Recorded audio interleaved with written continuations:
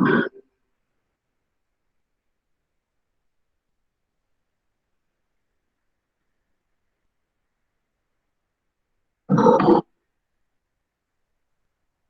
we are starting from dimensions.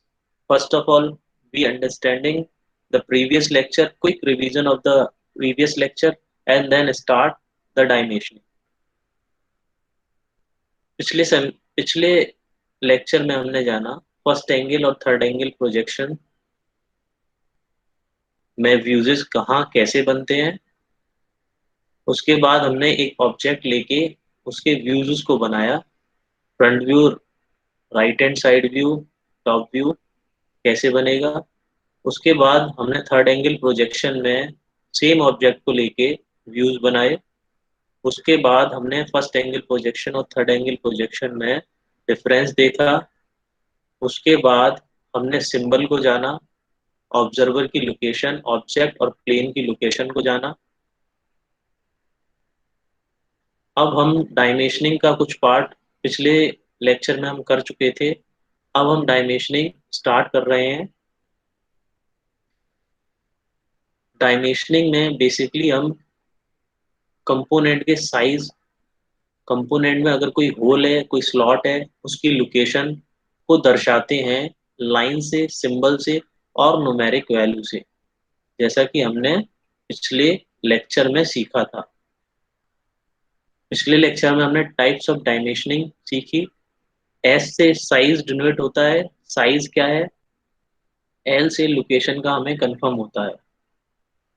उसके बाद हमने अलाइंड सिस्टम और यूनी डायरेक्शनल सिस्टम को देखा, समझा।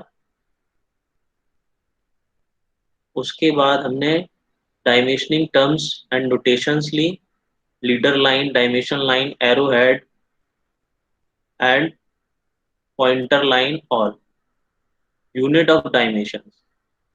मैकेनिकल इंजीनियरिंग में हम मिलीमीटर में सारी डायमेंशंस लेते हैं, पर कुछ जगह हमें सेंटीमीटर का भी प्रयोग करना पड़ता है। तो जहां हम सेंटीमीटर का प्रयोग करेंगे वहां हम स्पेसिफाई करेंगे टाइटल ब्लॉक के ऊपर all dimension are in centimetre. वो हम 3 mm या 5 mm में करते हैं। उसके बाद हमने जनरल रूल्स ऑफ डायमेंशनिंग समझे थे। Uses only system of dimensioning only one dimension. It means या तो आप aligned system through out drawing use करिए, या फिर आप या तो आप अलाइन सिस्टम यूज करिए या यूनी डायरेक्शनल सिस्टम आप यूज करिए throughout the drawing. Every dimension must be given, no dimension should be repeated. इसका कहने का मतलब ये है कि आप कोई भी डायमेंशन रिपीट ना करें। इट मीन्स अगर ये कोई कंपोनेंट है आपके पास, कोई ऐसा कंपोनेंट है और यहाँ पे इसकी डायमेंशन आप दे चुके हैं, फॉर एग्जाम्पल अगर यहाँ इसकी आप डायमेंशन एक बार दे चुके हैं और ये 10 mm का है, अगर आप यहाँ डायमेंशन दे चुके हैं तो आपको यहाँ पे डायमेंशन देने की आवश्यकता नहीं है। यहाँ आपको दोबारा 10 mm नहीं लिखना है। Mutual crossing of the dimension line should be avoided. कोई भी डायमेंशन लाइन एक दूसरे डायमेंशन लाइन के ऊपर काटे ना, क्रॉस ना करे, हमें इस बात का ख्याल रखना है। A dimension should be a place on the view where it is used show more clearly। हमें डायमेंशन ऐसी जगह देनी है जहां हम इसे साफ साफ पढ़ सकें, साफ साफ देख सकें, साफ साफ पढ़ सकें, लाइक दैट। यहाँ मैं इस डायमेंशन को दूंगा जहां ये पढ़ने में आए।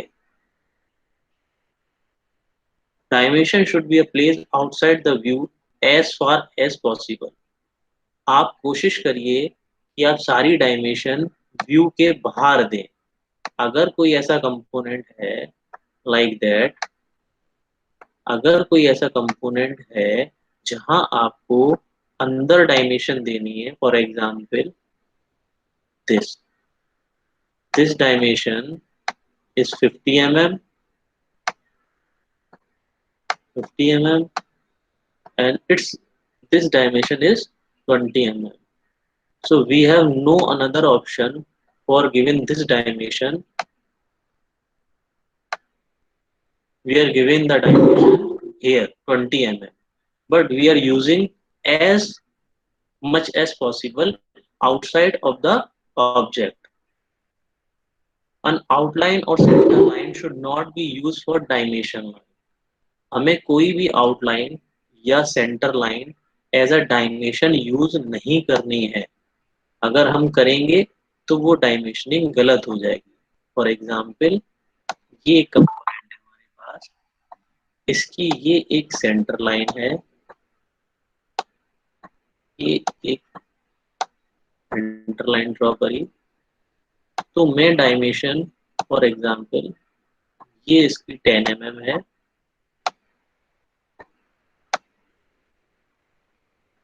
तो मैं इसे इस सेंटर लाइन को एज अ डायमेंशन लाइन के लिए यूज नहीं कर सकता, एक्सटेंशन लाइन के लिए यूज नहीं कर सकता डायमेंशन देने के दौरान.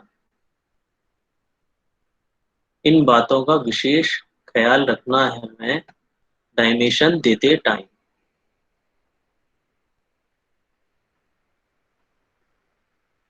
अब हमें टाइप्स ऑफ एरो हेड्स देखने हैं जो कि हम अपनी शीट पे बनाएंगे. वो 3 स्ट्रोक एरो हेड बनाएंगे, ड्रॉ करेंगे, जैसा कि हमने पिछले सेमेस्टर में किया था. ये एरो हेड हमें ड्रॉ करना है अपनी शीट पर. इसे ड्रॉ करने के लिए 3 स्ट्रोक हम यूज करेंगे. Number 1 stroke, number 2 and number 3. हमें कुछ इस तरीके से ड्रॉ करना होगा दोनों एंड्स पे. दूसरा, 2 स्ट्रोक में भी हम ड्रॉ कर सकते हैं, लाइक दैट. इसे 2 स्ट्रोक एरो हेड कहते हैं, but we are using the 3 stroke arrow head. And next, also 2 stroke arrowhead 1 and 2. That arrowhead draw like that 1 and 2 in second stroke in the opposite direction. While in the previous one, the both stroke on a single direction 1 and 2 like that. And next, we using the inclined short line where the less than 10 mm, where the 10 mm and less than 10 mm inclined dimension. For example, this is a component, this is a component,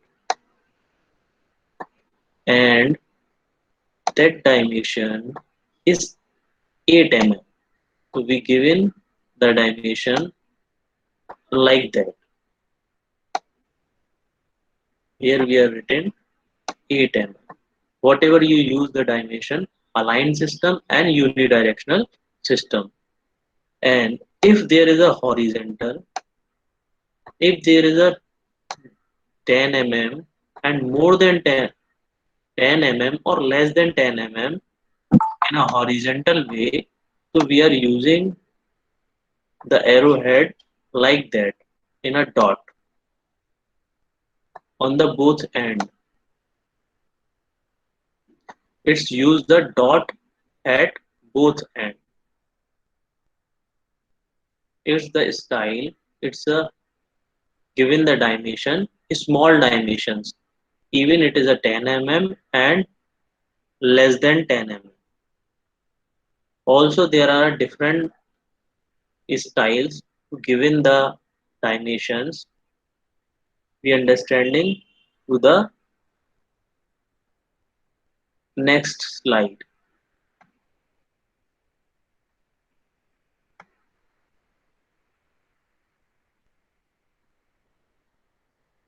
Now we move to next slide.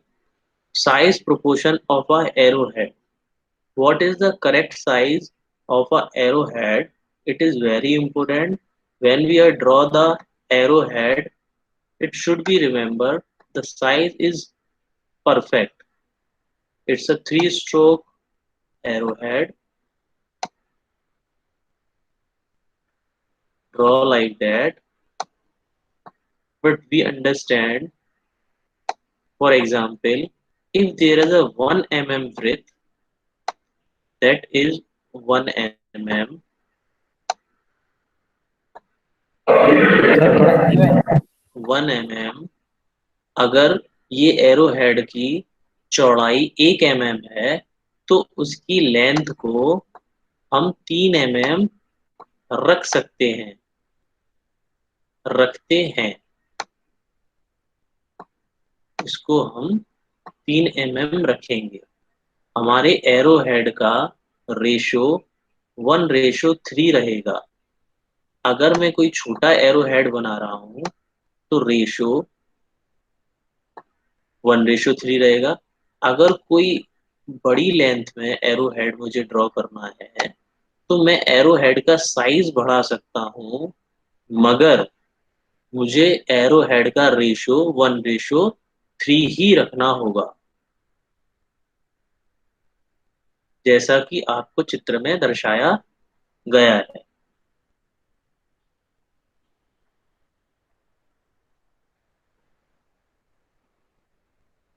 Uses of arrowheads. Arrowheads का use हम कैसे करते हैं?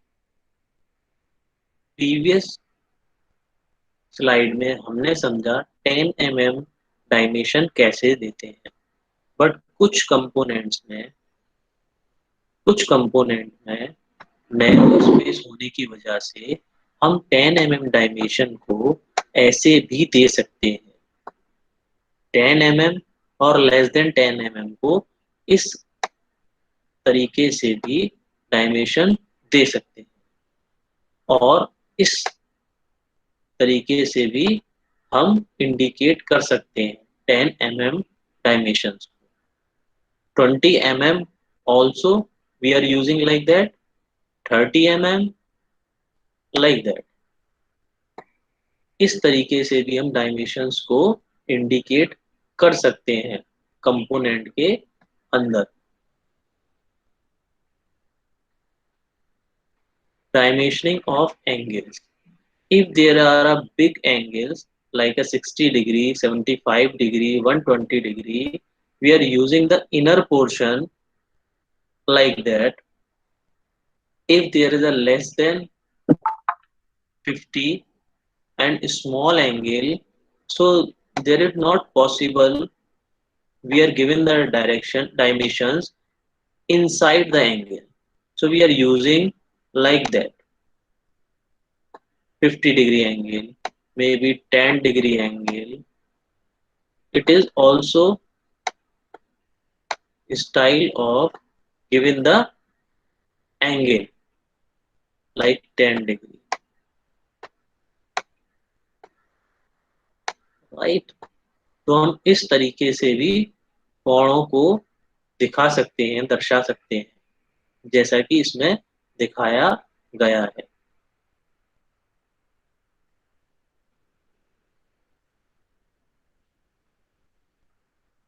Dimension of circle. Circle में dimension देने के लिए हम इंक्लाइंड तरीका यूज कर सकते हैं लाइक दैट, एंड हम ये हॉरिजेंटल तरीका भी यूज कर सकते हैं लाइक दैट। हम कोशिश करें कि सर्किल के बाहर ही डायमेंशन दें। अगर हमारे पास कोई ऑप्शन नहीं है तो हम सर्किल के अंदर डायमेंशन भी दे सकते हैं, बट पहले हम कोशिश करें कि सर्किल के बाहर ही हम डायमेंशन दें। As possible we are using the all dimension outside the component, not inner side.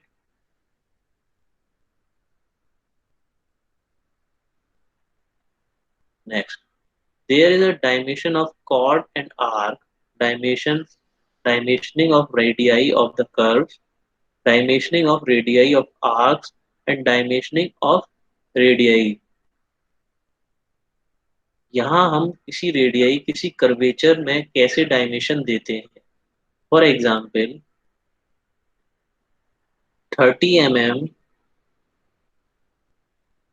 or for example here the radii is 300 mm.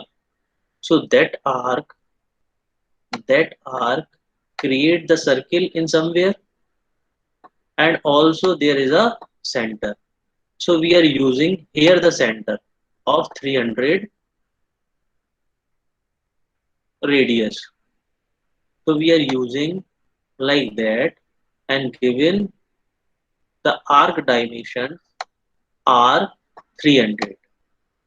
It represents that radius is 300 and whole circle diameter 600 mm. For example, same here 60, that circle center is dia is 120 mm. Right? Here 250 mm. Now the chord, you are given the dimension like that. In the chord you need directional dimensions, and in an arc you are given the dimension like that. Here also represent the radii and dimensions.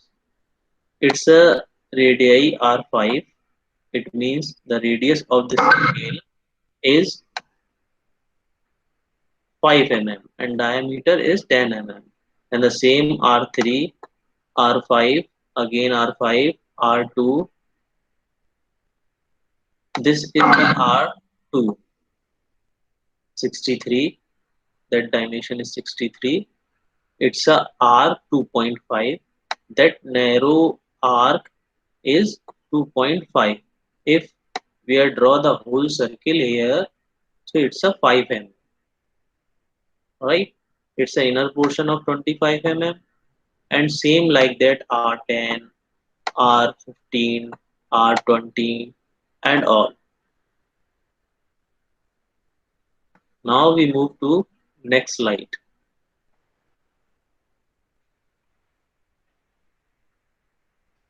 Dimensioning of diameters. Now, if we have a hollow shaft, we given the dimensions. So how we give the dimensions? That dimension in the aligned system dimensions. So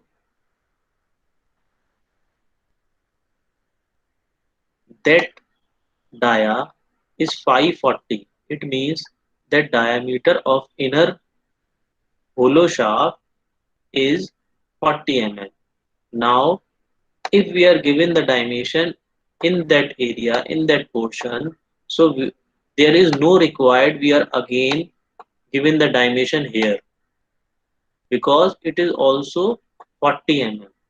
अगर हमने यहाँ 40 mm दे दिया है, तो जैसा कि हम figure में देख रहे हैं, यहाँ भी ये भी 40 mm होगा. तो इसे हमें 40 mm दोबारा रिपीट नहीं करना है, दोबारा डायमेंशंस इसकी नहीं देनी है. Again next is the 55 mm, next 70 mm, and next is 100 mm. This is 85, 580, because there is no any 80 dimension, no diameter lie to 80. So that's why we are given here the separate dimension for 80 mm. This diameter is 80 mm and that radii is 15 mm and that is 20 mm. We are using that dimension 20 mm in outside, but in this figure we have no option. We are given that dimension 20 mm outside of the component. So as far as possible we given the all dimension in outside the component, but if there is no option, so we given the dimension inside the component or object. अगर हमारे पास कोई option नहीं है कि हम dimension को बाहर indicate करें, बाहर लिखें, तब हमें कंपोनेंट के अंदर या ऑब्जेक्ट के अंदर ऐसे डायमेंशन देनी होगी। अन्यथा हम कोशिश करेंगे कि हम कंपोनेंट के बाहर ही डायमेंशन लिखें, सारी डायमेंशन हम बाहर ही दर्शाएं। ये डायमेंशन शाफ्ट में कैसे देते हैं वो हमने सीखा। Now the dimensioning of chamfer. You know, in a nut and bolt there is the chamfer. If we are draw like that, one nut, one nut here, so it's a sharp edges. Harm that sharp edges harm the other component and also human beings. Sometimes cut the skin and all. So we are creating here chamfer like that. That sharp edges removing for the safety purpose of the component as well as human being.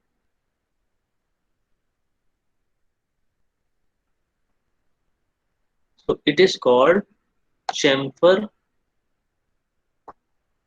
It is called chamfer. On the end of a nut and bolt, that sharp edge is cut by the machining process. So how to give the dimension? For example, one chamfer is here and one chamfer is here. So we give the 2 into 45 degree. It means that angle is 45 degree. That angle is 45 degree and the chamfer 2. There is a 2 chamfer with 45 degree angle. So we are given here the dimension like that, 2 into 45 degree. Same in here, 2 into 45 degree. And sometimes the chamfer angle is 30 degree also, like that. So we are also written here 2 into 30 degree. There are 2 chamfers with 30 degree angle. And same like that, we are also given the dimension like that. Next is the dimensioning of typical holes. We are using the lot of places rivets and all. हम बहुत सी जगह rivets use करते हैं, तो हमें rivets की dimension कैसे देनी है वो इसमें हमें सीखना है. That angle is 90 degree between of these two lines. So what is the angle? There is no any angle. This line and this line. There is no any angle, but still we are written here 90 degree. So here that angle comes here 90 degree like that. If we are extending that line like that, I mean is that this is line and this line. So here is the 90 degree angle. So that angle is 90 degree. That angle is represent is 90 degree. अगर हम इन दोनों लाइनों को आगे कहीं बढ़ाते हैं तो ये सेंटर लाइन पे कहीं टच करेगी, ऐसे ही ये वाली लाइन भी सेंटर लाइन पे कहीं टच करेगी. इस पॉइंट पर ये जो एंगल बनाएंगी दोनों लाइनें वो 90 डिग्री होगा.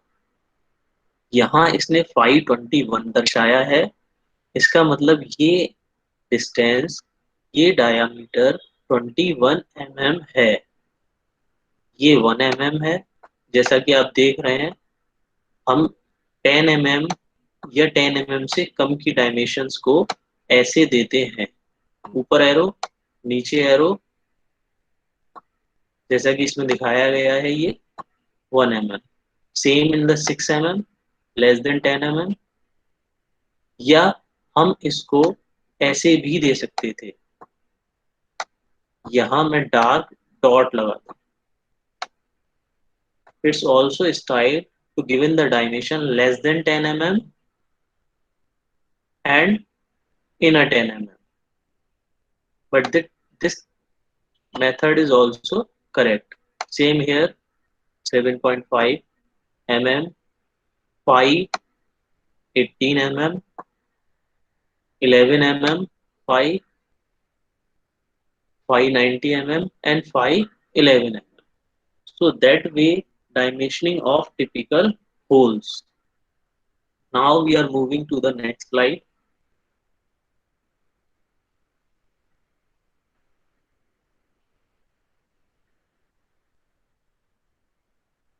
Dimensioning of counter shank. How to give the dimensioning of counter shank like that. It's the same in the previous slide. What is the 90-degree angle? Where the 90-degree angle? If we are extending this line on the touch in the center and again like that another line, so that angle is 90 degree into 522. It means that angle is 90 degree, and if we are draw the top view of that shank, so it's a circular. ये angle है sir थोड़ा हिंदी में समझाओ sir.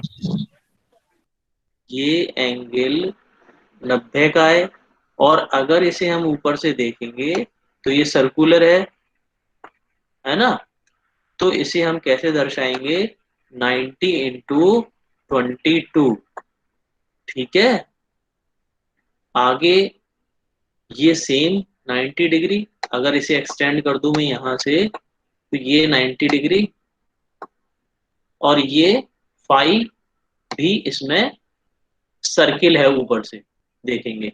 अगर इस phi की जगह S Q लिख देता मैं, कैपिटल एस क्यू एंड 22,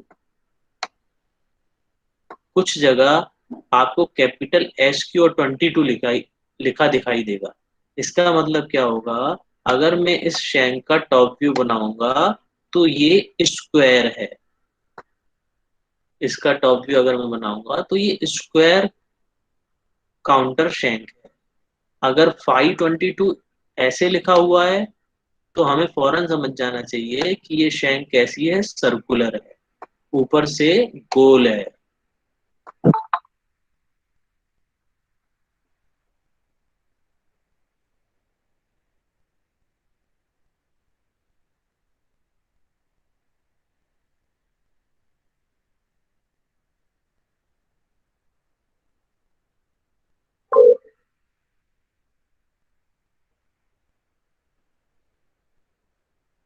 अब आप वन बाय वन करके अपनी क्वेरीज पूछ सकते हैं.